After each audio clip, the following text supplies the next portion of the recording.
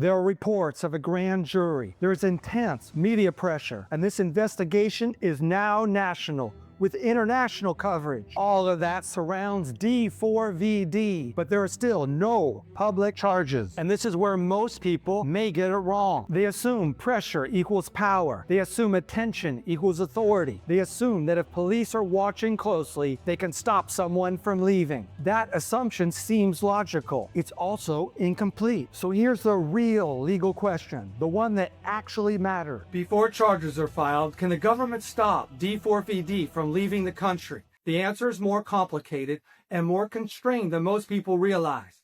Now, the story. Law enforcement is investigating the death of Celeste Rivas Hernandez. Her remains were found inside a Tesla registered to D4vd. The cause and manner of death have not been publicly released. Prosecutors have not announced charges. At the same time, multiple outlets report a grand jury process is underway. That combination creates pressure, public pressure, institutional pressure, and investigative urgency. But legally, this case is still in a very specific posture. There is no defendant, there is no courtroom, and there is no judge imposing conditions. Right now, D4vd has been named as a formal suspect, and that single fact controls almost everything the government can do next. From the prosecutor's viewpoint, the objective is simple. They want to know where the suspect is. They want to know where he's traveling. And they want to avoid a scenario where someone quietly leaves the country before charges are filed. Before charges, prosecutors cannot impose bail conditions. They cannot order passport surrender through a court, and they cannot impose a judge-ordered travel ban.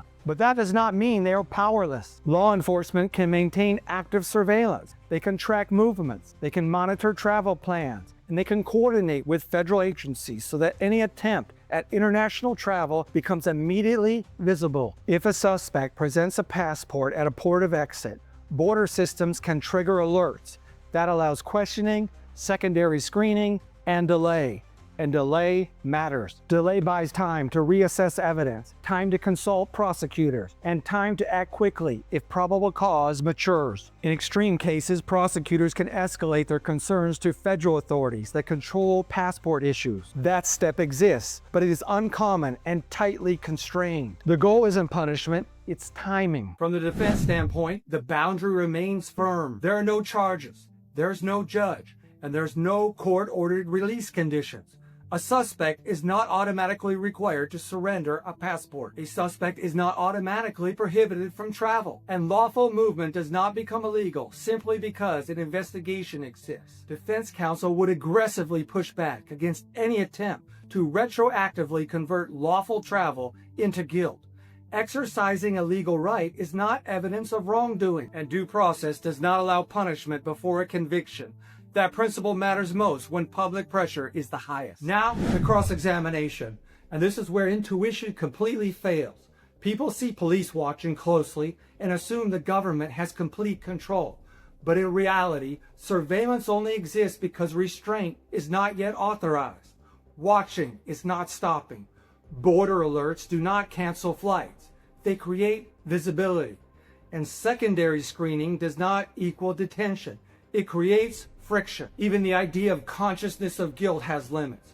Prosecutors sometimes argue that sudden, unexplained international travel shows somehow awareness of wrongdoing.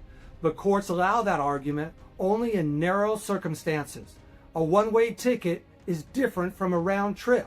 Abrupt travel is different from routine travel.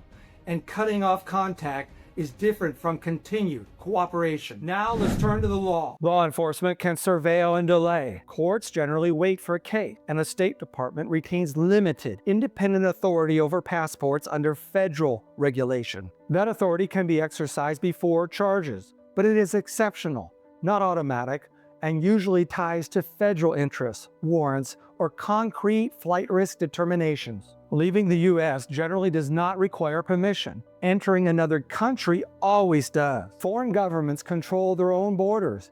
Even without charges, they can still deny entry. So pre-charge travel is not a free pass. It is a gray zone where multiple governments make independent decisions. Now, my ruling. Before charges are filed, authorities generally cannot impose court-ordered travel restrictions. Yes, they can monitor a suspect. They can flag. They can also delay. In rare circumstances, the State Department can restrict or revoke a passport before charges, but that power is used cautiously and sparingly. Until actual charges exist, the law still draws a careful line between authority and restraint.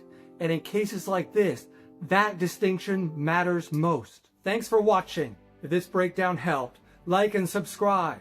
And remember, the truth matters, and so does reasonable doubt. See you in the next case.